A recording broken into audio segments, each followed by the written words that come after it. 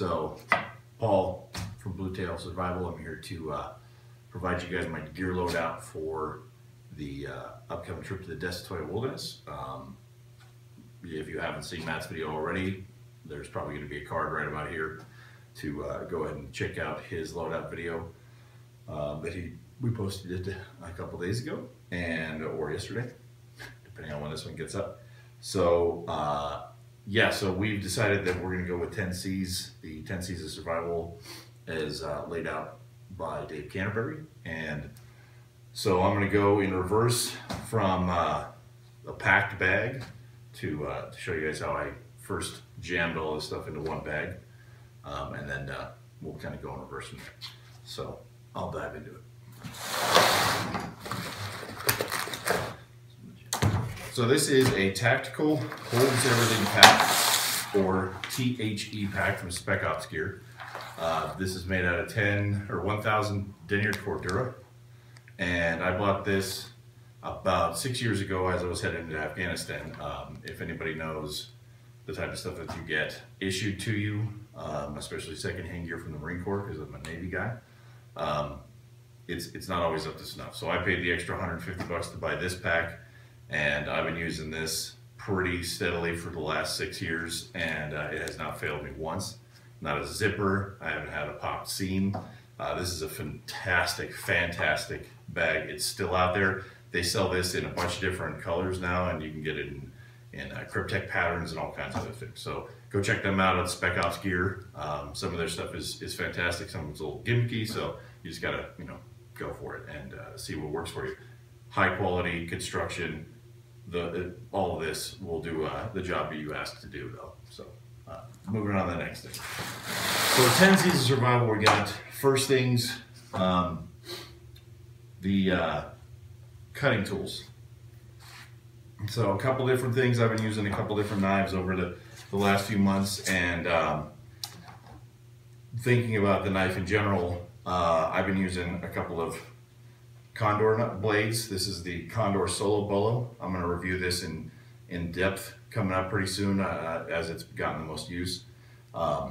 It's got some particular idiosyncrasies and things like that that definitely need to get fleshed out, and some specifics I can talk about. I like this knife, but what I've discovered is that it's not necessarily going to be the best thing for all purposes, and so I'll dive into that at a different time.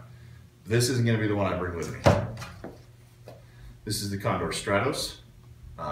It's a 5-inch blade, 1075 high carbon steel. It's just shy of a 1/4 inch thick, nice hard 90-degree spine, and this is a good little knife. It's got hardwood handles, not like the micarta or the Solo Bolo, but it's got a nice handle that fits big mitts like mine.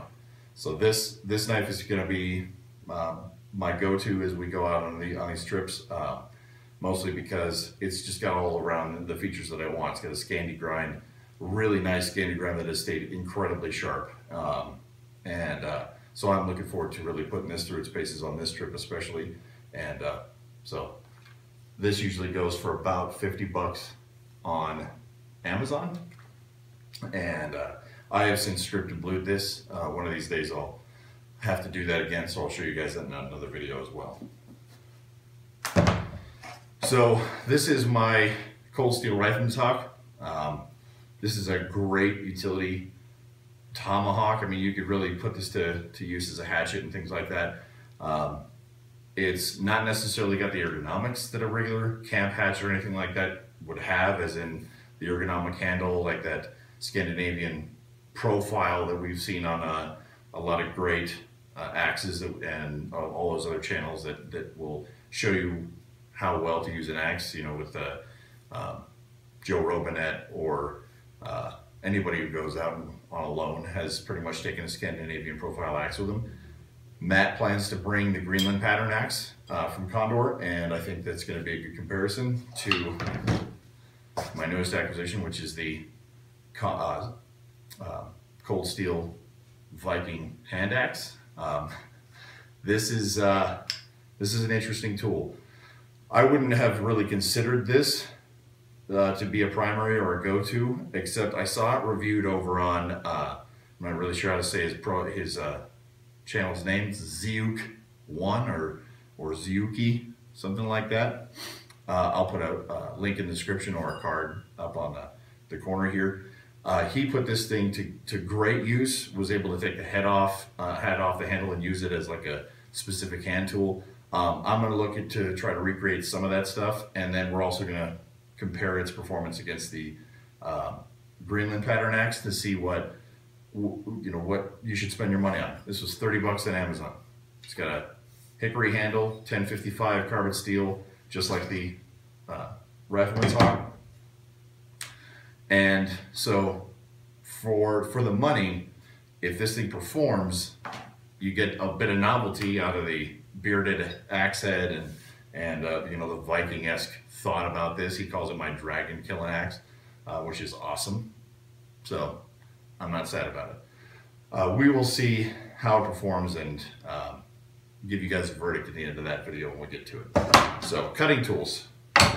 I'm also going to have a folder with me. I'm probably going to have my Smith & Wesson small folder. It's got an interesting profile blade. I don't have it on me right now, but that'll be my one of my go-to tools. What I also have is, as explained in the kind of philosophy of a neck knife, I will also be packing around a neck knife. This is the Cold Steel Mini Tack, and not to act like I'm a Cold Steel fanboy, I just happened to find myself actually in Oxnard, California. So I actually went into the factory store there and picked this up. 30 bucks. It's a Tonto, so not necessarily going to be the best bushcraft blade or anything like that, but when you, if you review Matt's kind of explanation of philosophy of a neck knife and having it just as a very convenient tool around your neck, so especially with gloves and whatnot, it's just right there, and you can get it in and out without having to go in and out of your pockets. What I've also done on this, and I'll show you this up close, is I've added a ferro rod, just the cheap Coghlan's ferro rod. I took a piece of plastic tube, JB welded it onto the sheath here, the Secure X sheath, and when it's vertical around my neck, that thing stays in there no problem. I may actually add some extra retention in there, maybe a ability to snap that thing a little tighter, but it just has, then I have the ability to pull that, have a ferro rod available, and this also acts as a pretty phenomenal striker. It's got a very, very hard 90-degree spine, and that pulls some decent sparks off of this particular small cheap ferro rod. And then I'll pull out my larger ferro rod here in a second and show you how well that works as a striker with that. So a great tool to have extra, with you. And so that's pretty much all my cutting tools.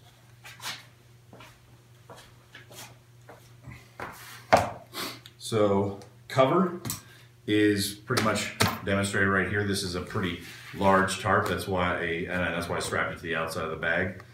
I believe this one is a 10 by 20. I like to have versatility at the expense of weight. I will put up with it.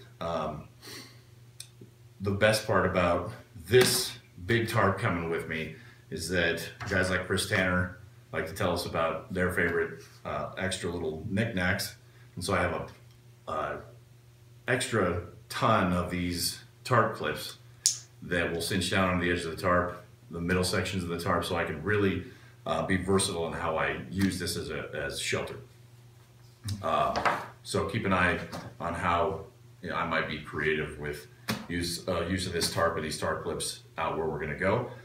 Not a lot of trees in Nevada, so I might be limited in that respect as well. But I have some extra options as far as cover as well, just in case we end up in a space where I don't get to use the tarp as I would like to.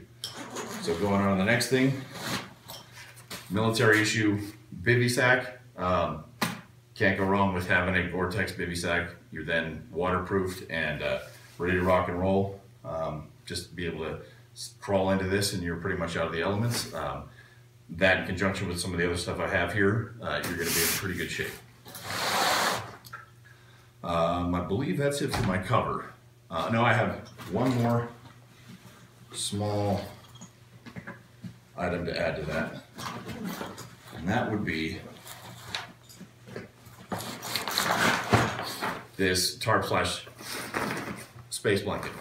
So this is a 6 foot by 8 foot tarp with reflective material, and I used this on the survival challenge. If I had used it maybe in a couple different ways, it might have been a little bit more useful to me, trapping the heat so that I wouldn't have tapped out at about 2 a.m. So you're gonna see if we can put this to good use. If it ends up being that I don't use the big tarp, I could always use this one.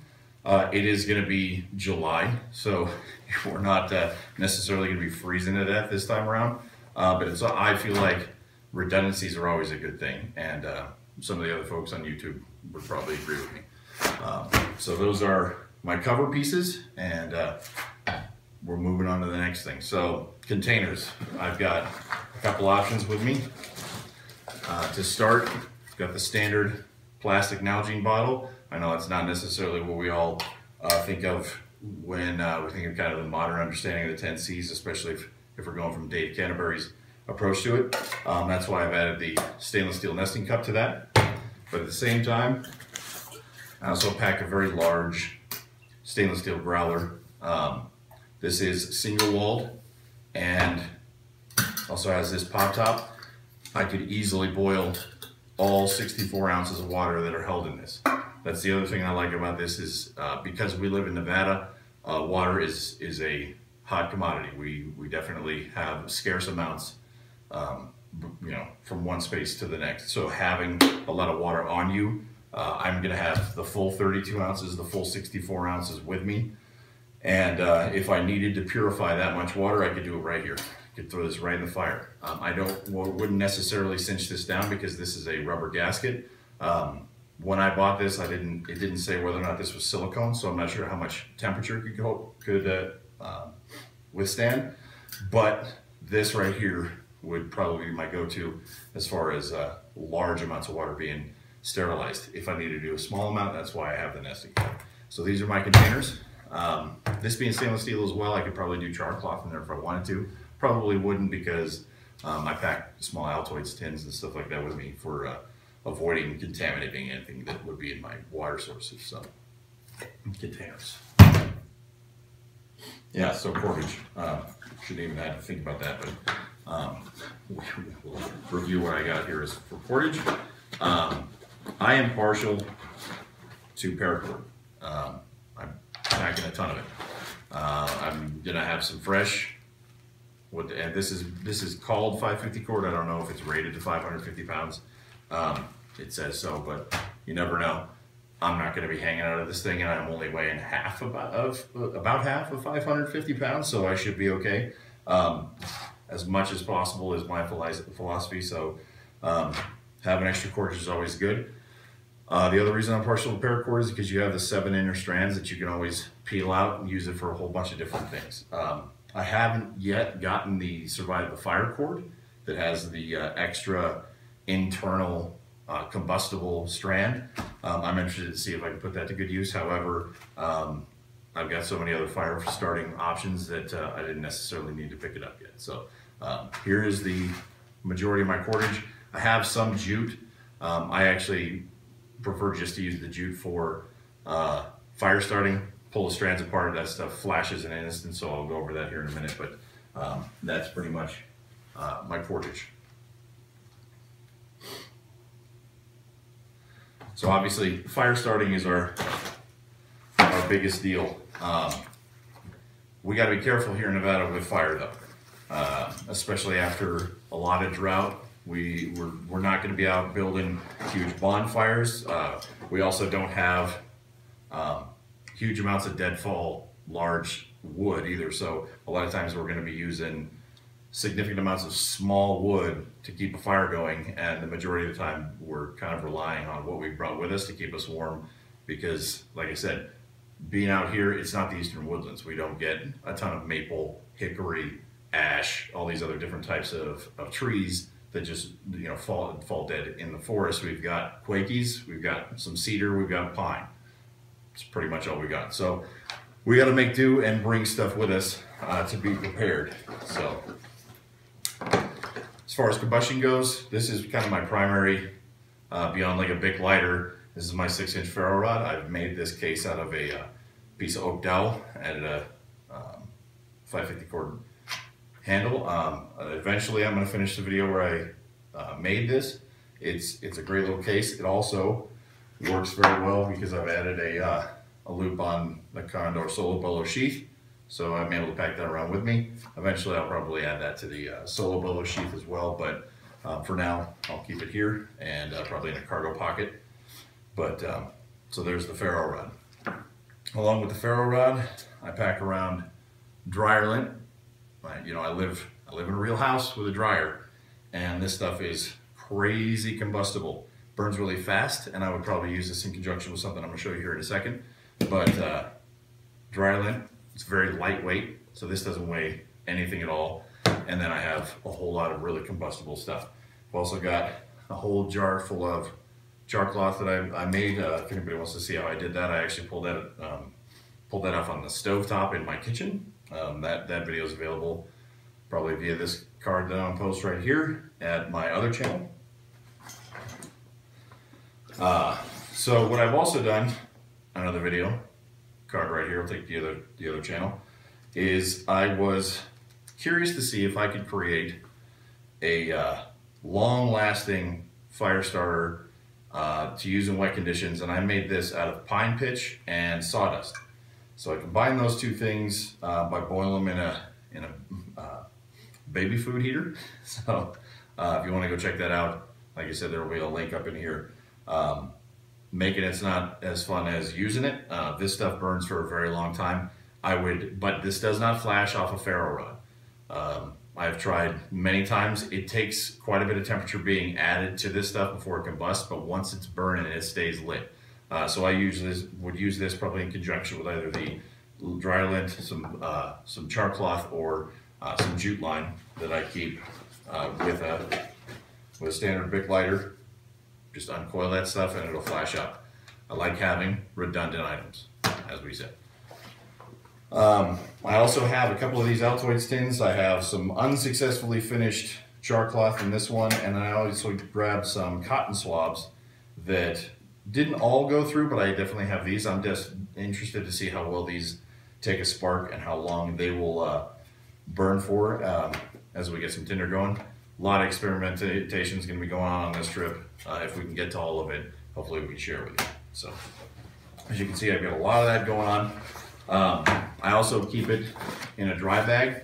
I got this dry bag for $4 at a thrift store. It was brand new, still in the wrapper. So I'm always stoked about that type of deal, kind of discovery. So keeping all your fire starting kits in a dry space like this, you know, that's a given. So keeping that stuff safe and contained is something that I take very seriously. So dry bag. And I have a spare one of those just in case if I was on the move and I was able to came across a ton of dry tinder, some type of material that I wanted to keep dry. I have an extra dry bag that I can add that to, put that in. And these are great because you can actually, with the buckles on the outside, I wouldn't have to necessarily find space inside the pack. I could just lash it to the outside, as this thing is covered in Molly Pals webbing. So always good to have some extra gear on top of that.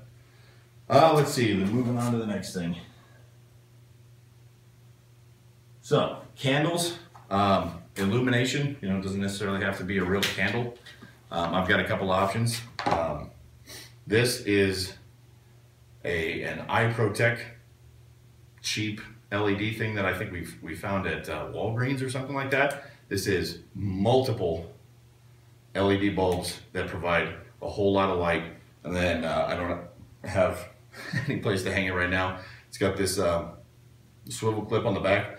I can just slip it onto a pocket, onto a belt, and it's just throwing light wherever I need it. So that's a good little pocket thing. And this uses, I believe, 2 AA batteries.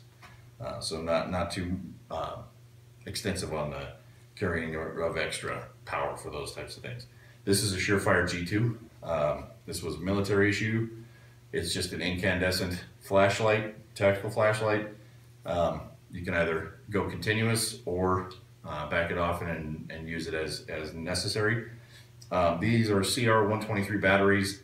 This is a really kind of, burn the candle at both ends, I guess is a good way. It only has about an hour of continuous illumination. I'm definitely not getting the 1200 lumens that Matt's getting out of that big ass flashlight that he's got. I get about 65, but it works. So I don't plan to have to use that much anyway, because I would actually go more to this Streamlight Trident headlamp, because this is a little bit more versatile. This is just a white light. This actually has 3 settings. So I have the green light, 2 standard LEDs, and then their C4 LED technology, which is their brightest option. This is a fantastic headlamp. It's a comfortable one to wear. It's a little bulky. As you can see, it's a pretty large one. It kind of looms large on your head. But with just three AAA batteries inside here, it lasts a long time. And if you're just using the green light and maintaining your tactical awareness, I guess you could say, this thing will provide you the work light you need without either spooking game or letting the enemy know you're around. So not necessarily worried about the enemy, but with some upcoming hunting trips, having some other options will be helping with that. So moving on to cotton. I don't have a whole lot of bandanas and whatnot. I do have, however, my trusty shemagh. I wouldn't necessarily want to go shredding this and turning it into char cloth and whatnot. Obviously, I keep redundancies in my fire kit, and I may actually defer to throwing some shredded sage or something like that inside one of my Altoids tins and throw it on the fire to create char material before I shredded this. But this would also be good for filtering the particulate out of the water before I boil it in one of these containers, things like that. And having that cotton in this form, it's a pretty large piece, so it gives me the option to do a couple different things with it, where I'm using it for cover from the sunlight, or wrapping around my head when it's cold. So that is my cotton option. So bringing a roll of 1-inch Gorilla Tape. This is the cargo tape option that Dave Canterbury outlines in 10Cs. This is also more flammable than regular duct tape. I shredded this stuff up and tried to catch it with a ferro rod. It didn't work for me. But what you could also do is probably integrate this with, he says it's very flammable. I've not tried to light it with a Bic or anything like that. But if you integrate it with some jute line or the dryer lint, things like that, it'll give you some more burn time. So I'm going to bring 2 of these because I actually have some holes in my big tarp that I'm going to need to cover up. So this will come in handy with repairing that. I actually burned a hole in it with a rock that I had in my fire and tried to warm myself up with on the Winter Survival Challenge. It didn't work, as we did. Watch the video, you see that. So some extra gear that I'm bringing with me. I've got a whoopee for extra warmth if I need it. I'm wrapping up in a whoopee inside the trusty bivvy is always good. I've also got the green bag out of the military sleep system in there. It gets pretty cold here even in the summertime overnight. We're going to be at higher elevation. If you've got quaking aspens and pine trees where you are, you're probably above 4,000 feet, and you get some breezes overnight and things like that. You can definitely sap the warmth out of your body pretty quick. So having some extra things to keep you warm is always good. Don't want to overdo it, but these all give me an option for layering, so that if I need to ditch one or add on, depending on the conditions, I have those options. Also, it's always important to keep yourself off the ground. This is a sleeping pad from a brand called Camp Gear. I'm pretty sure this was manufactured in the 1980s. This is another one of those thrift store buys that I found. Cost me 10 bucks. I got this at the same time I got those dry bags. This thing's fantastic. I used this on a camp trip with Troy recently, and I slept like a baby. This thing's great. It gives me about 3 inches off the ground, so I don't have to go seeking out a whole bunch of pine boughs and trying to stack that stuff up and keep me off the ground. This is great. I'd probably lay this on top of it because this is some seriously durable vinyl material. It's also a little heavy, so another one of those times when I'm sacrificing weight for capability. So I love this thing though. It pumps up in really quick by just my own lungs. I don't need to pack around an extra pump or anything like that. Yeah, so extra handy little thing. I do have a military self-inflating mat. It gives you about a 1/2 inch of clearance off the ground. I'm not necessarily impressed by it, so I'm not going to bring it this time. I'm going to see how well this treats me while I'm out there. And I'm pretty sure we've come to the end. Oh yeah, so no canvas needle. I've also got a compass. It's a Brento compass, lensatic compass. So, so finding magnetic north won't be a problem for me. I don't also plan to get lost, given that we're going to be packing a DeLorme inReach with us. That's one of Troy's handy gizmos. But it is going to be included with this bag, so I have it. It's I've never had to use it. And like Matt said, we're not going to be packing maps with us or anything like that. We're going to have pretty decently improved roads. So that's not necessarily going to be part of this particular trip. We're not going to challenge ourselves to do any land nav. So maybe someday we have the capability, so we'll see what we do. But right now, all of that came out of this bag, which is actually, I'm kind of impressed with how much can fit into here, how well this stuff packs down and fits into this bag. I also have actually one little extra piece that I wanted to put in there. If anybody's ever been harassed by the Survival Life website, they had a deal where you could get a survival bracelet with an integrated emergency ferro rod if you just paid shipping and signed up for the newsletter. I did it. It was $6 or $7. This thing's actually pretty cool. I can actually get sparks off this ferro rod. I'm not necessarily going to try to make that my primary, but this striker is fantastic. Oh, using it, but there we go. I can actually get those deep sparks that are a little bit easier to toss in the direction that I want. Really sharp. I dig this thing. So having this on hand is going to be really helpful. You just have it around your wrist. There's also an emergency whistle on board there if we really needed it, and also about 10 feet of cord. So, little things that you have on you in a quick emergency. This thing's pretty good. There are some more extensive survival bracelets out there that'll even integrate fishing line, fishing hooks, a whole bunch of stuff, but they're going to be a little bit more pricey. So this is one of those, another one of those like accidental finds, and I like having it around. So, all right, now we've come to the end. So stay tuned for the actual trip video and all the reviews and stuff that come with it, and we'll be rolling those out in the coming weeks and stuff. And we appreciate you guys watching here at Bluetail Survival. So go ahead and like, share, and subscribe if you actually enjoyed it. If not, leave some comments below and give some feedback. So see you soon.